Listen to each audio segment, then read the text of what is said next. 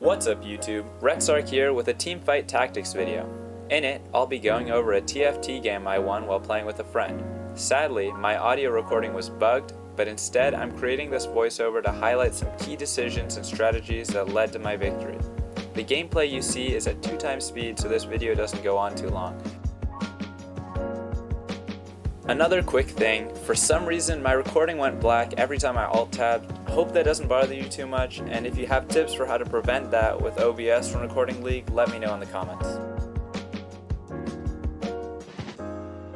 In the early game of TFT, or any auto chesses for that matter, I've played a lot of Dota 2 auto chess, your units don't matter as you will always beat the creeps. What does matter, however, is identifying whether you will be able to win streak or not and compensating for that. In this particular game, I get lucky with early level 2 units and strong early game ones like Garen at that, so it was quite easy to decide to invest in win streaking, which I do for the first part of the game. By investing in win streaks, I mean doing things like upgrading and giving items out and leveling early in attempts to have a higher chance of winning in the short term. In this case, you can see I upgrade an item and give it to Garen.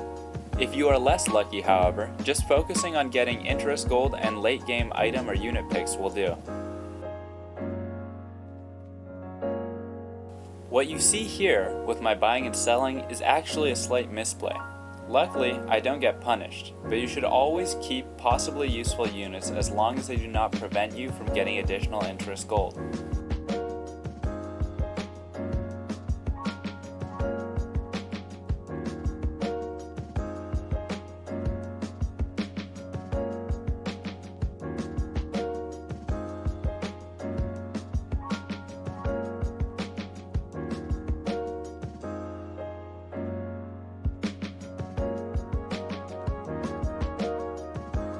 One drawback to win streaking, however, is that you pick last for the carousel, but you can use this time to make sure you make the best decision on both the item and unit you pick for future combinations.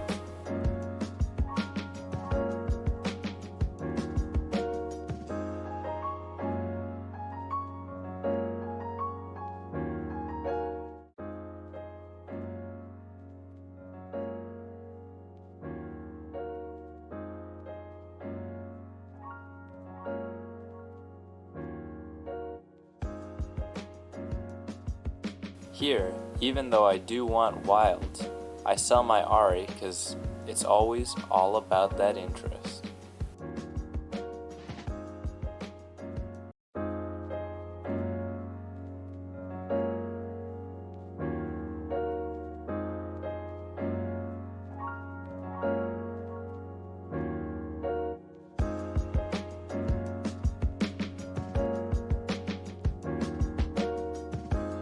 By this time I was already pretty strong, but creeps are worth investing money into to make sure you get items that are useful for the late game.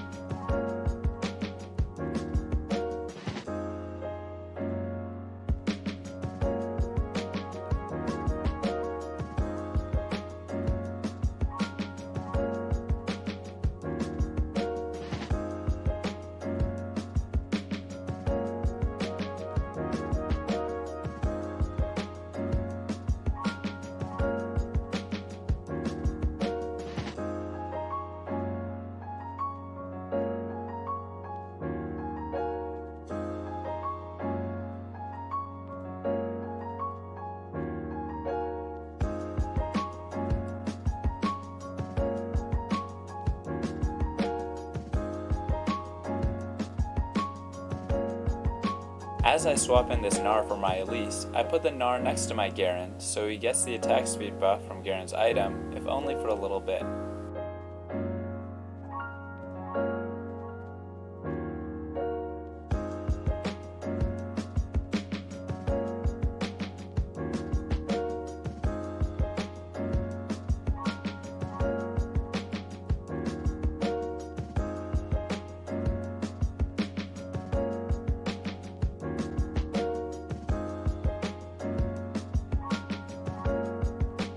At this point in time, you can see I've decided what I want to build.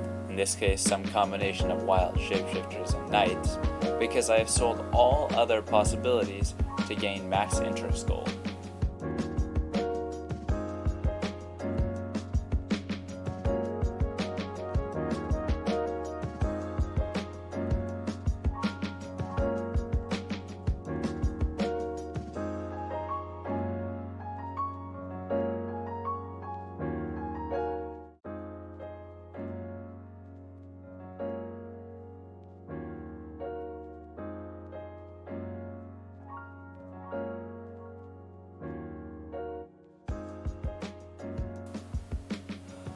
Another positioning tip: when fighting the wolf creeps or any assassins for that matter, put your tanks in the back so that they jump onto your tanks instead of your squishies.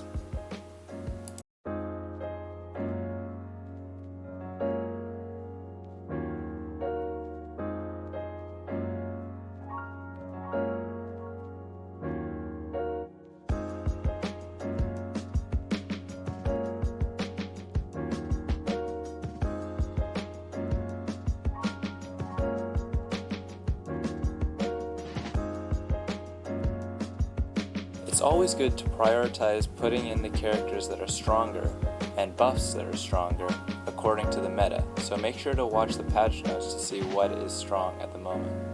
For example, I swap out Aurelian Soul for Kindred because the Dragon buff is currently stronger than the Phantom buff, and Aurelian Soul is stronger than Kindred in this situation.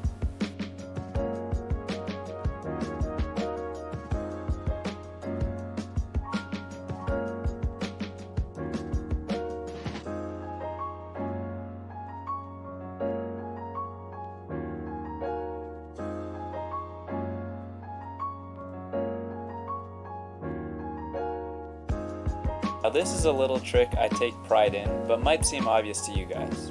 When you want to give a combined item to a unit that already has a partially built item, build it on a disposable unit, like my Kindred, then sell it, and then you can safely put it onto the intended unit. Now, the item I combined was a spatula whose uses are quite debatable. In this instance, I used the spatula with the chainmail in order to turn my Gnar into a knight, which meant that I could later get the 6 knight bonus easier and let Gnar block damage.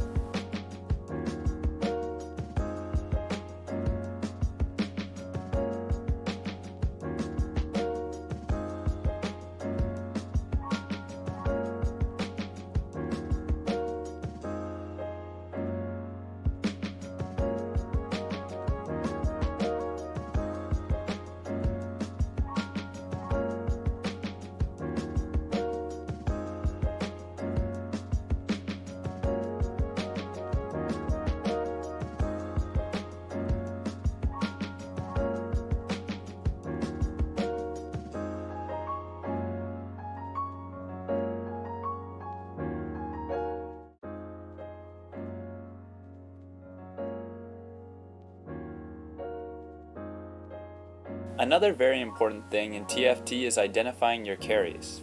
In this game, I decided to make my Shyvana and Aurelian Soul my main carries because they have strong abilities and are additionally protected by the Dragon bonus. That is why I gave most of my items to them.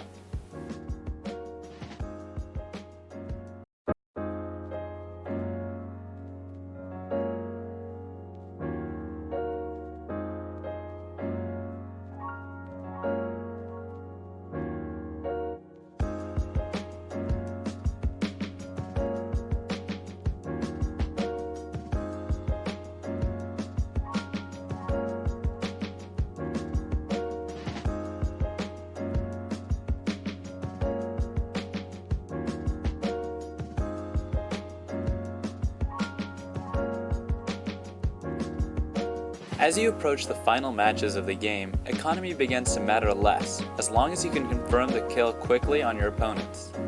Here, I level early using a considerable amount of gold, so I can win decisively while I'm ahead, and not give them a chance to come back.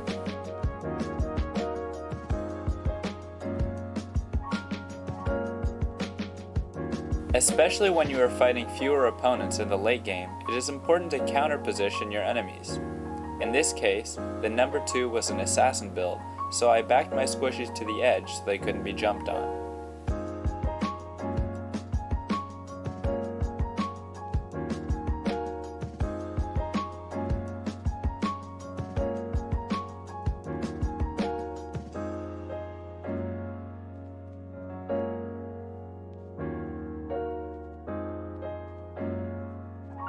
Quick tip for the dragon: spread out your units because he does AoE damage.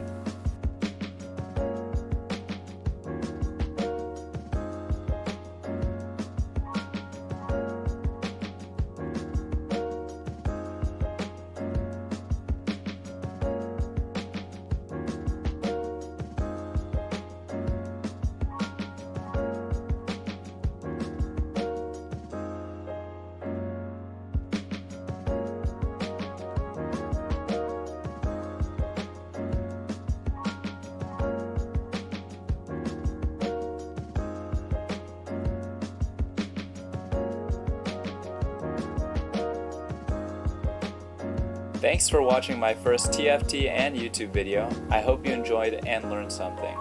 If you would like to see more content, feel free to subscribe or follow me on Twitch at twitch.tv/rexarch_. I can't really give you a stream schedule for that one. Lately it's been whenever I get into the PvE. Have a good one.